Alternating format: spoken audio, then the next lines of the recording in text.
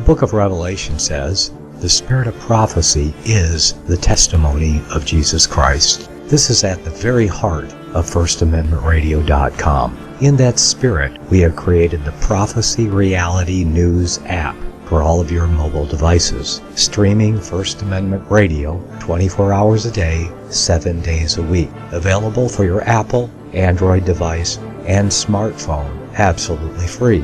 Get the Prophecy Reality News app installed today so you can listen to First Amendment Radio wherever you are. The Prophecy Reality News app. Get it now.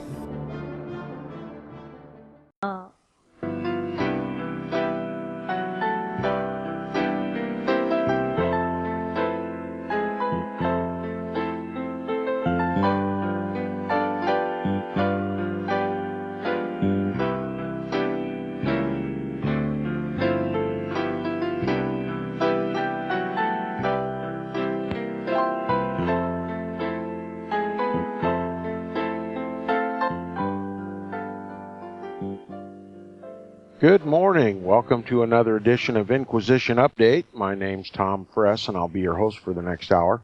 You're listening to FirstAmendmentRadio.com. Thanks for tuning in, everyone. Now, we'll continue where we left off Friday in the book Rome and Civil Liberty by James A. Wiley. We're talking about the attempt of England to enfranchise the Irish Roman Catholic citizens of Southern Ireland to participate in their own government. And what we found was that the Roman Catholic priests of Southern Ireland held over the voters' heads the threat of excommunication and eternal damnation when they voted that they didn't vote for the best interests of the church or vote for the candidate whom their priests recommended.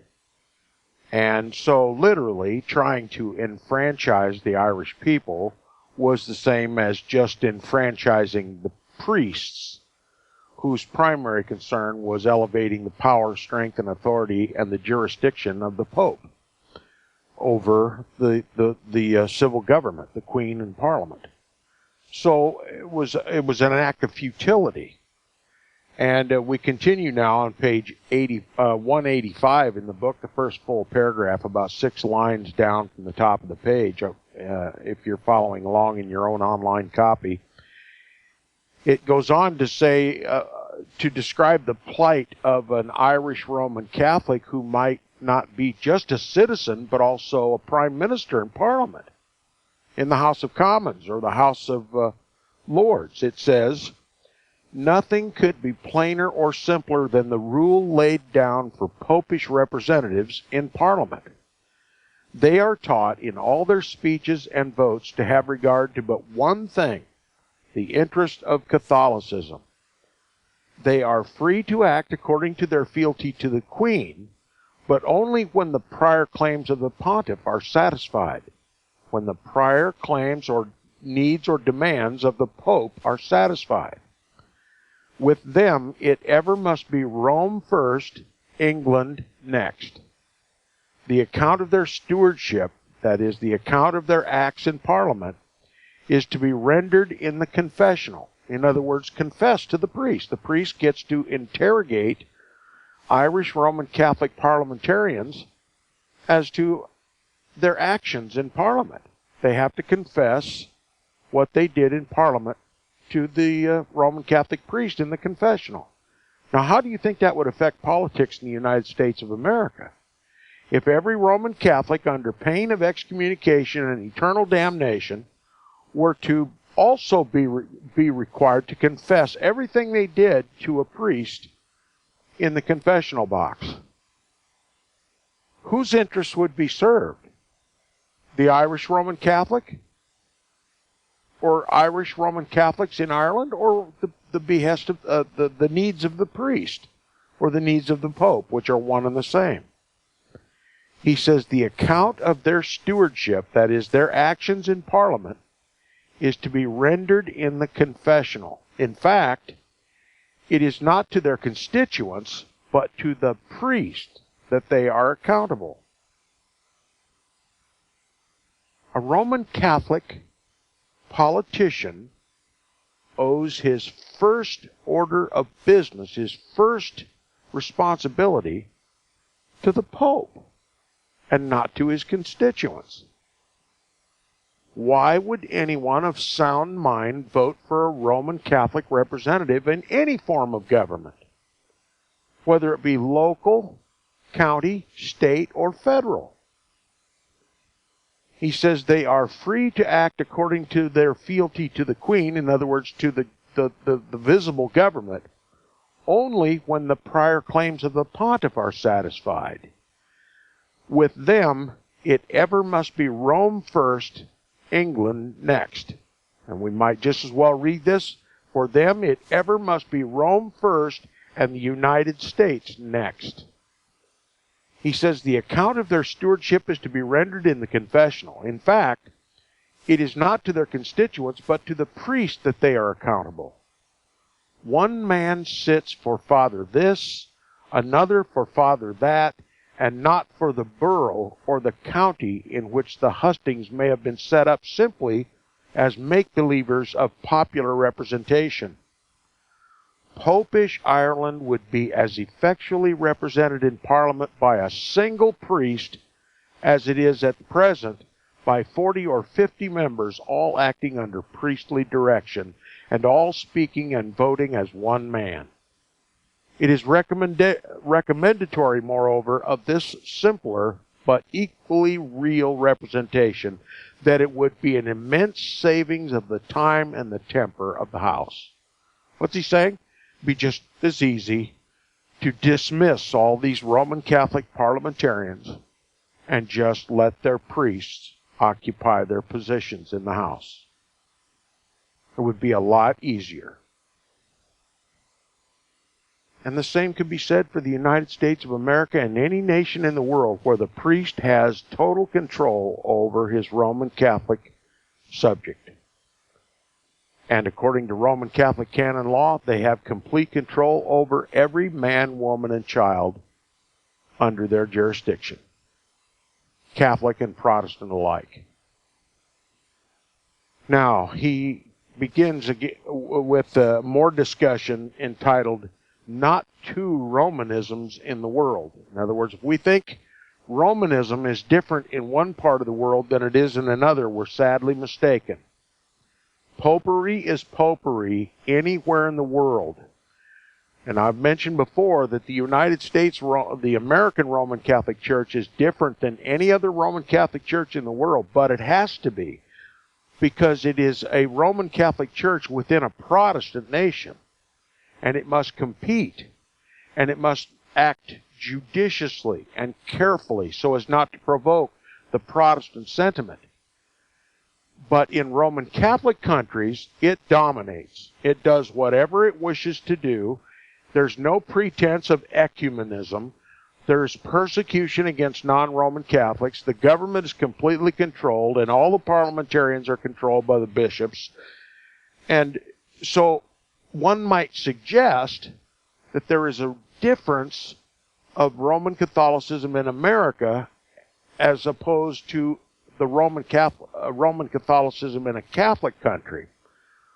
But James A. Wiley is going to point out, popery is popery wherever in the world it exists. Rome's agenda is the same, always and forever, everywhere. And that just because Rome makes concessions or treads lightly in the United States of America doesn't mean that if given the opportunity, Rome would be in America just as she is in any other Roman Catholic country. So, James A. Wiley is going to make the point very clear here. He says Parliament, when it appointed its commission, that is the commission that investigated the Maynooth Seminary and College run by the Jesuits, challenged the Maynooth divines, in effect, to a defense of their system. In that defense, we never doubted that all the resources of Jesuitism would be brought into play. Nay, we were even prepared to find, in a case in which Romanism stood on its trial before the world, that counsel would be taken with the best Catholic intellects in Europe. This was done. For as we've already said, the quote-unquote evidence was vised and purged at Rome before being published in Britain. But even after its friends have done their best for it, Romanism may still be convicted as utterly corrupt in morals and thoroughly anti-national and treasonable in politics. The passages we have adduced from the quote-unquote evidence, which we've been reading, the testimony of these Jesuit-controlled divines in the institution, when stripped of the veil which has been cast over them, make this, we think, very plain. It is the old visage that looks out upon us from beneath the mask. It is the paint only that is new, such as the world saw in the 12th century, when liberty fell before it and kings quailed at its looks. Such are its iron features still. The popery of the canon law and the popery of the Maynooth evidence is one and the same popery. The latter document, equally with the former, makes the head of the Roman Church the infallible judge of morals and the supreme director of consciences. And what more is needed to enable the pontiff, when opportunity suits, to plant his foot upon the necks of kings and loose the obligations and oaths of nations? The Maynooth evidence, equally with the canon law, Roman Catholic canon law, visits heresy with temporal punishment. And what is wanting in that case save the power to renew in the cities of Britain those fearful tragedies which were enacted of old on the plains of Languedoc and the valleys of Savoy? He's clearly saying, when given the power, Rome will persecute, just as she did in the old world order, when the popes ruled supreme over the kings of the earth. And it was Roman Catholic canon law that said a heretic must be admonished with death, okay? Torture, prison, dungeons, every kind of torment. That killing a heretic was not a sin, but a meritorious work. That's historical, true Roman Catholicism. And just because Rome wasn't burning heretics at the stake in Ireland doesn't mean that if given an opportunity and enough power, that's exactly what would take place in England, in Protestant England. He says, if the priest has power to withhold absolution from the man who refuses to vote as he is bid at an election, that is by the priest, which the Maynooth evidence says he has he not power to withhold it from the prime minister, the monarch, the nation, that refuses to subordinate its political power to the interests of the church? The question of prerogative can in no wise be affected by the numbers of persons concerned. If the power of the priest is good as against one man, it is good as against 1,000,000. If he can cut off from the communion of the faithful and adjudge to eternal flames the poor franchise holder in Ireland, why may he not wrap the entire realm of Britain in the gloomy terrors of excommunication and interdict, discrown our queen, suspend our tribunals, close our churches, silence our bells, and deny graves to our dead? In short, cover the whole land with the dire tokens of the dreadful wrath of the pontiff. Fair and plausible as it looks, the root of all these pretensions is in the Maynooth document. In its quiet bosom sleep all these elements of destruction, and time and opportunity only are wanting to develop that document into a second canon law. If anyone were beginning to dream that there were two Romanisms in the world, one on the south of the Alps, arrogant, ambitious, and peculiarly dangerous to monarchs, and another in the north of the Alps, meek, self-denied, spiritual, and perfectly harmless as regards national right and kingly prerogative, he must by this time, if he has thought over the Maynooth evidence, have begun to discover his mistake. Whatever facts that report may have striven to conceal, it has made one truth at least very apparent, even that there is but one popery in the world. There is not an ultramontanism and a Maynoothism, as was beginning to be thought.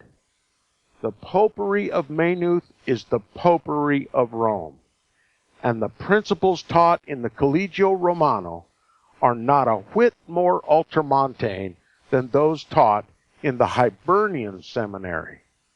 Indeed, we are not without our suspicion that the Maynooth popery is the more ultramontane of the two, inasmuch as it was deemed prudent, before permitting it to appear before the world, to make it undergo a certain amount of excision and modification at the hands of the Italian popery. I hope James A. Wiley's language was understandable enough to you to realize that Rome never changes. And the ultramontanism of the Jesuits is the goal for the entire world. That is to elevate the papacy to global supremacy. Not just over Roman Catholics, not just in Ireland, not just in Great Britain, but over the whole world. And that just because Romanism appears to be mild in one portion of the world, in this case the United States of America or even Ireland at the time of the writing of this book, if given enough power and enough sway among the people to threaten them with excommunication and eternal damnation, Romanism is Romanism, and it is equally ultramontane all over the world. Rome will never hesitate to use its power whenever it can achieve it. And when Protestantism lays down its weapons and does as even England did and hope and pray for religious equality with Roman Catholics, they are literally opening up the door for complete control by the papacy. Rome is, as she has always been, the system of Antichrist in the world. Its goal is to replace Christ and the liberty whereby Christ hath made us free, and to make us all subjects of a sinful, wicked man, a sinful, wicked institution, a diabolical, counterfeit Christianity, Roman Catholicism, popery. And in the state of Protestantism in the world today, it's almost a certainty that we will all be made, whether we like it or not, subjects of the Pope, and many would argue we already are. The warnings that James A. Wiley put to his Protestant brethren in Great Britain essentially fell on deaf ears. At least it didn't raise up the Protestant sentiment, the Protestant heritage enough to kick out Roman Catholicism once again out of England. And the rest of the account of this book will show how Rome grew and grew and grew in influence in Great Britain. And no one is to doubt that Rome has the same influence and control in the United States of America today that she was gaining in England at the time of the writing of this book. Now, the next portion of the book is entitled Convents, or How to Steal a Country and Its People Piecemeal. He says, we turn to yet another very formidable phase of the papal aggression. We refer to the rapid multiplication of conventual establishments in Great Britain, the establishment of convents. He says the Reformation, the Protestant Reformation, cleansed our soil from these abodes of lawlessness and lewdness, of licensed beggary and sanctified vagabondism. But the locust brood have again returned. Along with them, we may be sure, will return the same moral and physical devastation which marked their course in other days. We cannot imagine a more effectual way of inoculating society with the most virulent vice than by permitting the erection within its bosom of such establishments uncontrolled by law. Now remember, every Roman Catholic church, every Roman Catholic monastery, every Roman Catholic nunnery are simply embassies, papal embassies. And the civil government has no jurisdiction to cross the threshold of any of these institutions. They are completely immune from the civil law. They are under direct and total papal jurisdiction, and the country has no right to go into these or investigate them or audit them or follow a criminal into them. Okay, they are sanctified places of refuge for the priest. This is a subject that he talked about earlier in the ancient area of the Alps. Once the Waldenses were kicked out and Rome was free to exercise her ultramontanism, the civil governments of France wished to tear down the immunities and the sanctity of these criminal institutions. Well, the same thing happened in England. When England was overrun with Catholicism and overrun with monks and monasteries and nuns and nunneries, and the criminality was out of control, England demanded that she have the right to kick these institutions out of the country. They were just nests for criminals. They had the same problem in England as they had in France, as they had in Spain, as they had in Portugal, as they had in Italy, and every other Roman Catholic country. The breeding and multiplication of institutions like nunneries and monasteries and Roman Catholic churches and cathedrals always results in criminality because they are exempt from the civil law. Again, he says, along with them, we may be sure will return the same moral and physical devastation which marked their course in other days. We cannot imagine a more effectual way of inoculating society with the most virulent vice than by permitting the erection within its bosom of such establishments uncontrolled by law. What happened in the United States? I want to ask you if you recognize that the same criminality exists in the United States of America because of the sanctity of Roman Catholic churches. Does it exist? Can anybody name an outrageous crime that was conducted within these Roman Catholic institutions that the civil law had no jurisdiction? The pedophile priest scandal. It became so epidemic that our government was willing to test Rome's claim to sanctity over these Roman Catholic priests that were preying upon American citizens and the children of American citizens. Whenever Rome has protection from the law, vice results. It's not a modern day phenomenon. It is a fixture within Roman Catholicism. This criminality has been expressed and condemned by every civilization in every country in the world for as long as the Roman Catholic Church has existed. And we've seen it ourselves in this so-called free country where Roman Catholic priests were not only free to prey on innocent little boys, but they were protected by the Roman Catholic Church and moved out of those areas to avoid civil unrest and were shipped from one diocese to another, one church to another, one nation to another, and finally those who had gained such a reputation for being violators of little children, the Vatican simply put them up at the Vatican to protect them from the civil power.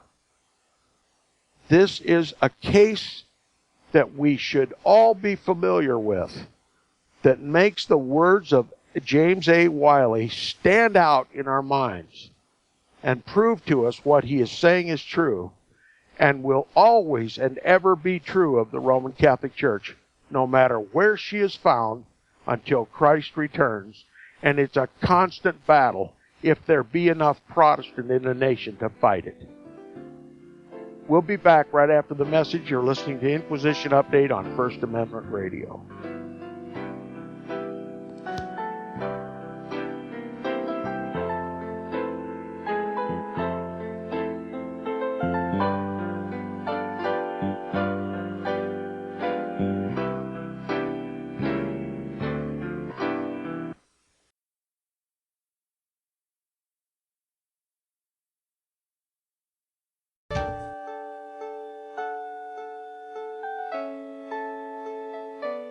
The program you are listening to is 100% sponsored by you, the listener, on this First Amendment Rights Media channel. You will notice that there are few commercials on this radio network. There's a good reason for that. Corporate advertising dollars come with strings that limit program content. So without your help, these programs cannot continue on internet or our several affiliates. If you benefit by the educational law programs, we ask you to give. If you are admonished or nurtured by the Bible and ministry programs, we ask you to give. If some voice a cause that you are passionate about, we ask you to give. If you believe in any of these, we ask you to support them as you would a missionary on a continual basis, as if giving a tithe for missionary radio. These programs are not commercially viable and must be supported by those faithful to the cause of truth. Look for the button to sponsor your favorite programs at our listen and schedule pages on the internet. Then, when you subscribe, we will send you the last quarterly MP3 CD of that program immediately, and continue to do so with each new quarter. We will also give you unlimited archive access to all of our programs. We're asking you to give much less than a tithe, so that you may also send support directly to a particular program host, cause, and anywhere else the Spirit may lead you. Do all to the glory of our God and Creator, for His holy nation, the only kingdom that will last forever. Thank you for listening.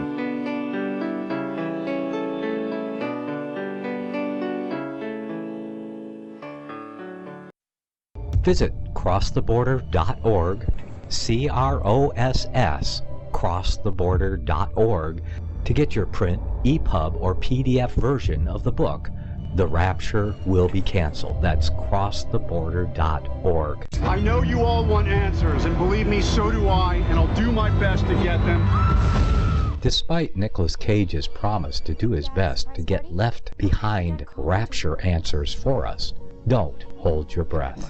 Not everyone believes Left Behind is true prophecy. Some may even regard as conspiratorial the mainstream re-release of the Left Behind movie, with actor Nicolas Cage portraying the main character, as an attempt to further reinforce in the minds of all this perception of false prophecy, in order to condition the masses for the play about to begin. If you want true Bible prophecy answers, get the book, The Rapture Will Be Canceled. The author exposes the Latin rapture origin, the 7-year tribulation deception, true Bible revelation of Daniel's 70 weeks, the abomination of desolation, the restrainer, America in the Revelation, the image of the beast and the mark of the beast, and the truth about God's chosen people, and so much more about Bible prophecy. This book will shatter the Left Behind paradigm of future events. Get the book, The Rapture Will Be Canceled. Visit crosstheborder.org, CROSS, crosstheborder.org, to get your print, EPUB, or PDF version of the book, The Rapture Will Be Canceled. That's crosstheborder.org.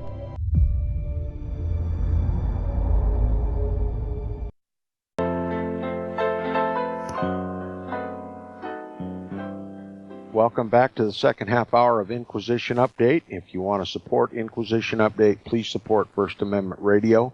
If you'd like to contact me, please do so by email. My email address is tom@seawaves.us.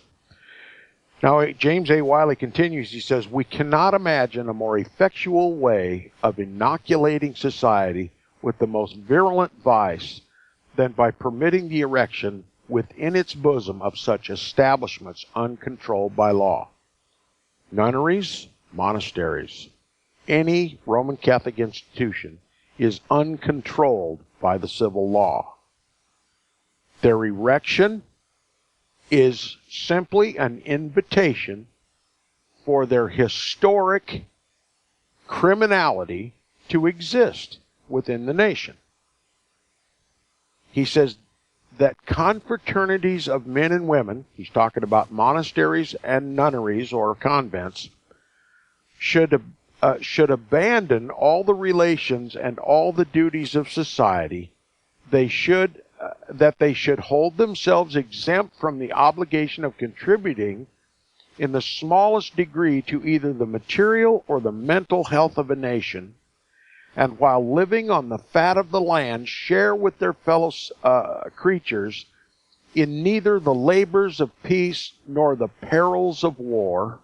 That is, they're exempt from serving in the military, is unnatural and monstrous. But that they should be at liberty to withdraw themselves with their property and their deeds beyond the sphere of the law, and while converting their abodes into castles inviolably fortified, whence they issue forth a prey upon others, that no one should be at liberty to follow them into their retreats, and to inquire how they spend their time, to what uses they devote their spoil, and what deeds it pleases them to commit in their well-guarded seclusion and security, is more unnatural and monstrous still." Okay, we've got all of history to testify to the inarguable criminality of these institutions, that it's an expression of insanity to allow them to be erected in any nation, particularly a Protestant nation. Now, James A. Wiley leaves us no excuse for allowing these institutions to be built in this country, when all of history testifies to the error of such folly. This is why we study history in the Protestant churches. In the Protestant church, if it functions properly, we don't repeat mistakes. If Satan has deceived us in one way, we remember it. And we teach it to our children to be wary of Satan's designs. Every generation has been educated, painfully educated, as to the criminality of these Roman Catholic institutions. And here we see a Protestant nation, Great Britain, allowing them not to be built, but to just populate like bunnies in the nation. He's going to show us that Rome is focusing all of her efforts to build these institutions in this Protestant nation, even more so than it does in Roman Catholic nations. This is incredible information that we're about to read here in this book. He says in papal countries, conventual establishments, that is, monasteries and convents, have proved a terrible scourge. They have contributed largely to the dissolution of morals, to the prostration of law, and to the ruin of industry. Scarce had Piedmont, now we're talking about the same area where the Waldenses had been exterminated from, where true Bible-believing Protestantism had been extirpated and annihilated from this area called Piedmont and then replaced with Roman Catholic total power, he says, scarce had Piedmont awoke to her new life till she began to grapple with this terrible abuse. Okay, we read the account earlier, how the governors of Piedmont rose up against the Pope and said, we're not going to honor the papal sanctity anymore. The criminals are in the monasteries and in the nunneries and in the cathedrals and churches, and we're going in. You know, Roman Catholic canon law or not, we're not going to tolerate the criminality of these priests and these nuns and these monks any longer. Okay, so it happens over and over and over again. We never seem to learn our lesson.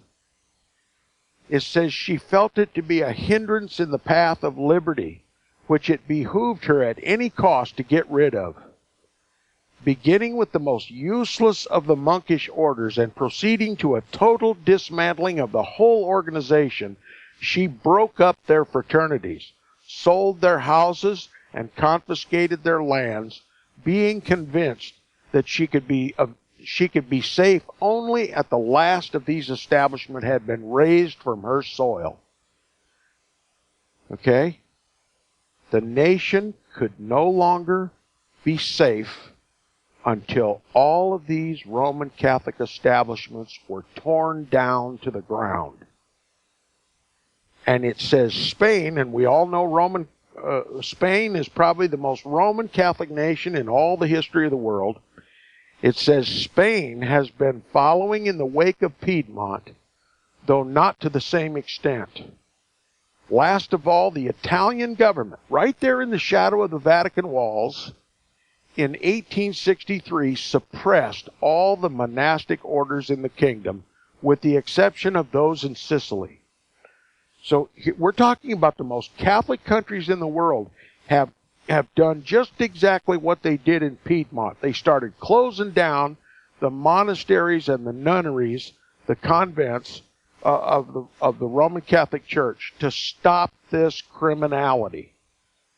And it says it appropriated to state purposes the property and the revenues of these establishments, broke up the male houses, that is the monasteries, turned adrift the monks, giving a small pension to each, and hung the death sentence over the Capuchins and the nuns by forbidding them to receive new members. All right, the Capuchins are an order of monks in the Roman Catholic Church. I investigated this group. I hope my listeners will investigate this group and find out what they're all about. The Capuchins, Capuchins, and find out what they're all about, and you'll see why these governments closed down these monasteries and nunneries. Take it upon yourself to educate yourself a little bit and investigate some of these things on your own, and you will see that James A. Wiley is mincing no words here. He says it is one of the strange anomalies of our times that what Catholic governments are laboring to root out, we Britons, we Protestants in Great Britain, are at pains to plant. Okay? The very thing that in all Roman Catholic countries, Roman Catholic governments were seeking to destroy all these monasteries and nunneries and all of this papal sanctity where criminality reigns without question. England is striving with all of its efforts to plant in her country, allowing these Roman Catholic institutions to be built. He says the monastic orders are increasing in our country at a rate which is truly marvelous. In 1829, there was not a single nunnery or monastery in either England or Scotland. In 1865, as anyone may see by consulting the Catholic Directory, there are not fewer than 201 monasteries, male and female. This is an increase which has seldom been equaled, and which perhaps never was surpassed even in a popish country. On the return of the Bourbons to France, the conventual system began rapidly to recover from the blow which the the revolution had dealt it. That is, the French Revolution had dealt it. Still, it required 43 years under Catholic governments to add 95 new foundations to the existing ones. In a period of time 8 years shorter, we have seen more than double this number spring up upon the soil of Britain. So now you understand that Britain, being a Protestant country where the Pope has already expressed his aggression in trying to set up his own government, is working feverishly to raise up these monasteries and nunneries within England. Why? Because it's part of the papal aggression. It's part of the Counter-Reformation.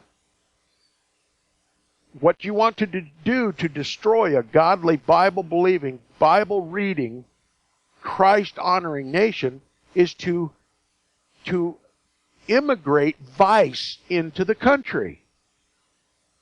When you want to destroy the moral strength of a Protestant nation, Satan simply doubles his efforts to corrupt that nation with vice. And these monasteries and nunneries were simply factories for vice. You wonder where all the pornography and all the drug dealing and all the decadence and all the filth in this country comes from? Well, it's a Protestant nation. It has to appear to be all the world to be the most vice-ridden country in the world, and we are. And where does it come from? The mafia? They traffic in all of these things. And who do they pay reverence? The papacy. They're Roman Catholics. The papacy, Satan's vicar on the earth, knows that if he cannot directly conquer a nation with warships and missiles and militia, all he's got to do is to so debase that nation with vice that God will destroy them for him. And that's the mode of operation of the papacy with regard to Protestant England and Protestant USA. Satan knows the best way to destroy a spiritually strong nation, a Bible-reading nation, a Christ-honoring nation, is to flood that nation with vice. Make it cheap and affordable. Make it government-sponsored. Make it available to every human being in the country. And it will take its course, and then God will raise up judgment against it. That's how Rome, that's one of the main modes of operation of the Vatican, and that's what their business is, vice. It always has been, and it always will be. What less could we expect of a church established by Satan himself in the earth? All right. And there's Protestant Great Britain, been liberated from papal tyranny by the Protestant Reformation and the reading of the Bible. Rome is working double time to immigrate vice into the country.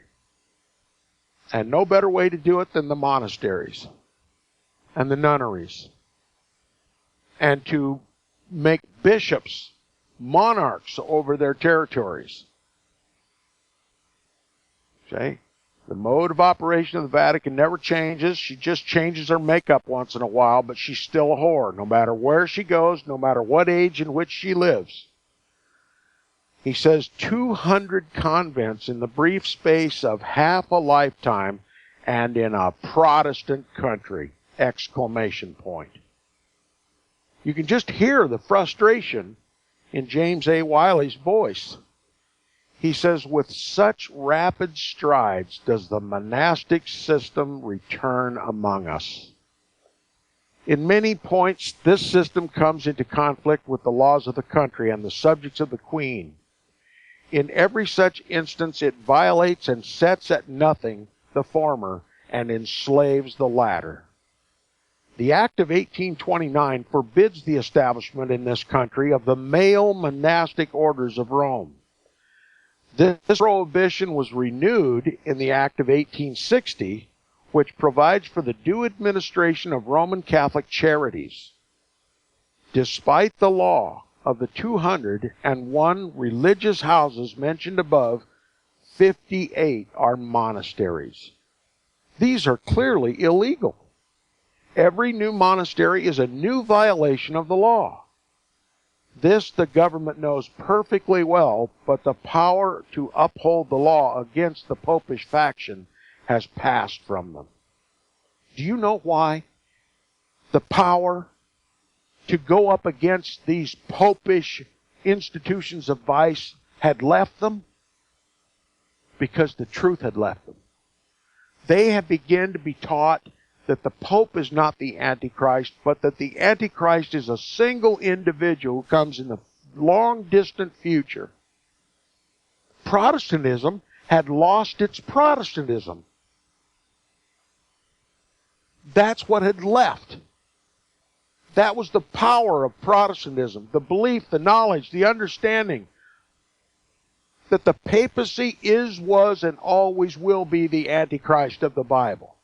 And that Romanism should be withstood no matter in what circumstance, as a Christian would withstand Satan himself.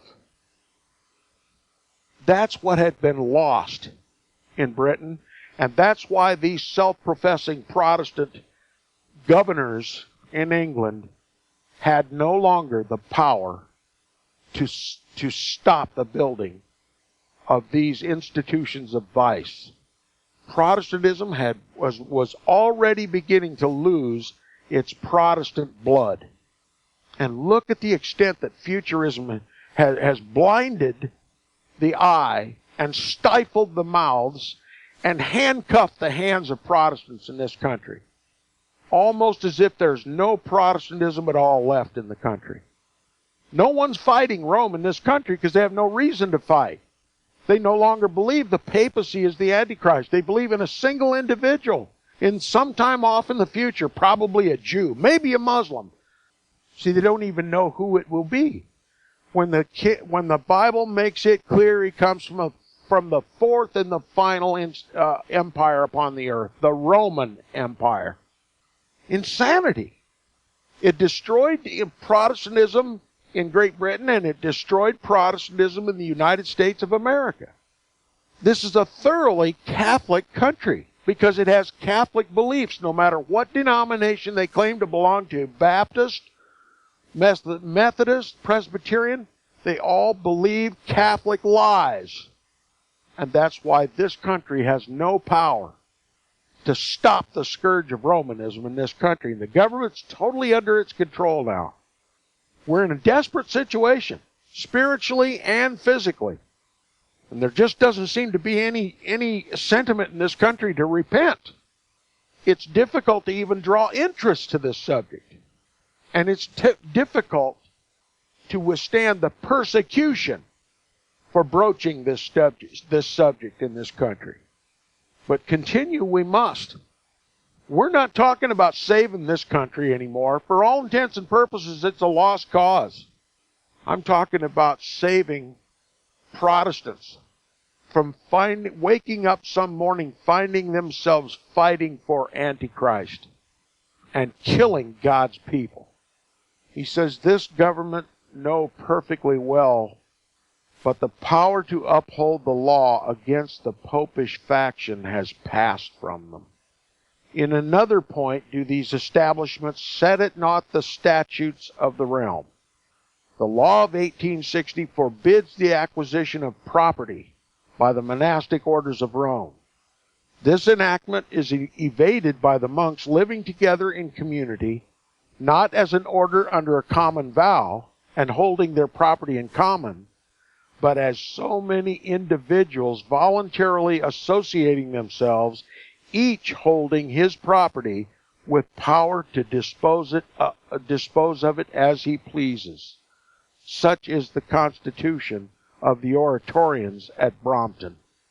The Act of 1864 requires that all burials taking place within the precincts of these conventual establishments shall be registered.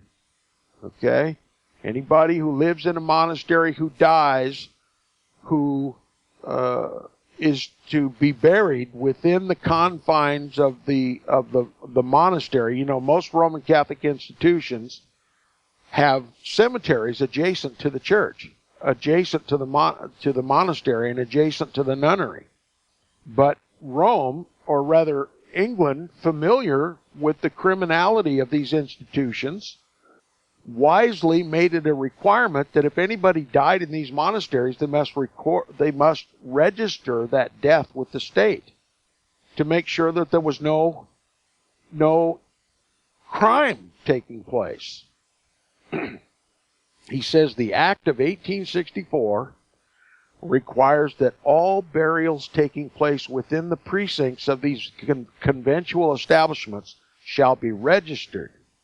It has been proved by undeniable facts that this law is disregarded, that burials take place in the cemeteries of these places which are not registered, that sometimes the dead are interred under false names, and the marks by which they may be traced are obliterated. We find Mr. Newgate, when moving in the House of Commons on the 3rd of March of 1865 for a select committee, quote, to inquire into the existence, character, and increase of monastic or conventual establishments or societies in Great Britain, unquote, saying, quote, it was proved that there were more burials within the precincts of the convents, particularly at Colwich, than appeared in the register of deaths. It was proved that coffins were seldom made outside the convent, but that the rough carpenters were employed within these establishments to make packing cases without any of the usual appurtenances in which the bodies were committed to the grave, unquote. So they did an investigation, and they found just exactly what would be expected in these criminal institutions. There were people dying and being buried without being registered with the government. Okay, this is how Rome disposes of her enemies.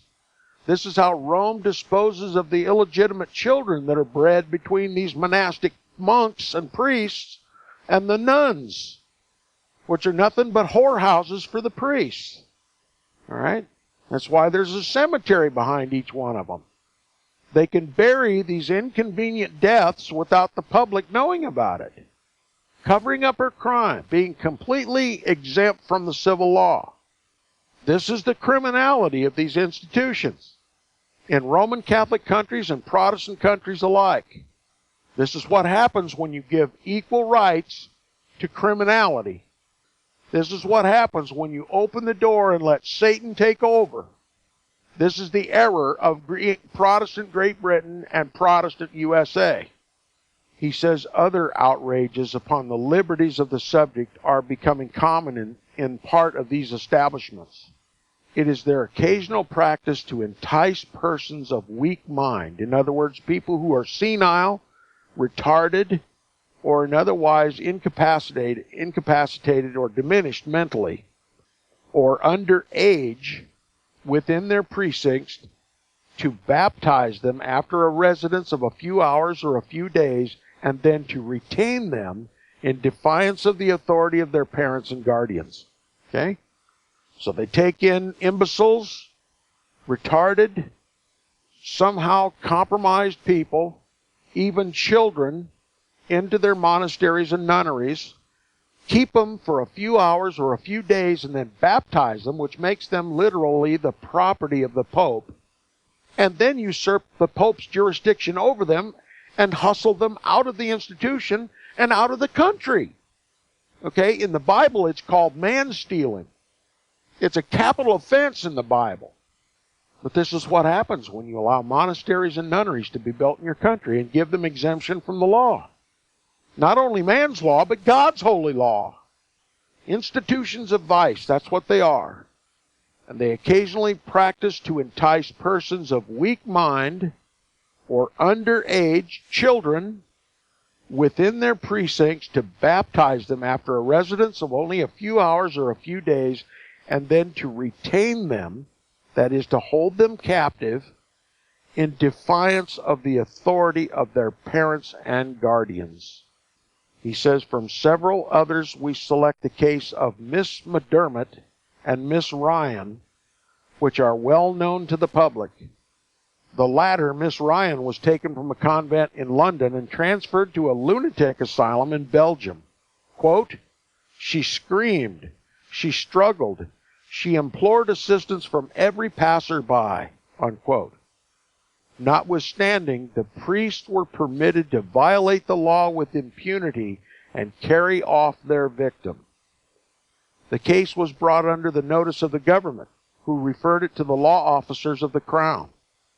The opinion of the latter was that the law had been violated indeed, but not with bad intention, and there the matter rests. To seize the subjects of the Queen, drag them by violence from the country, and consign them to a foreign madhouse. The most terrible of all prisons is, say the law officers of the Crown, quote, a violation of the law, unquote, but then it is done for the good of the church, and so not with a bad intention, and therefore it may be done with impunity. Could there be a more manifest token that a judgment lies upon the nation, that the constituted guardians of its liberty should be left to so stultify themselves? Judgment by the righteous judge. Not the judgment of the Pope, but the judgment of the Creator of all heaven and earth. His justice will be meted out to nations that protect the criminality of the monasteries and the nunneries of the Roman Catholic cult. This country stands in judgment, just as did Protestant England, unless it repents. I'll see you tomorrow.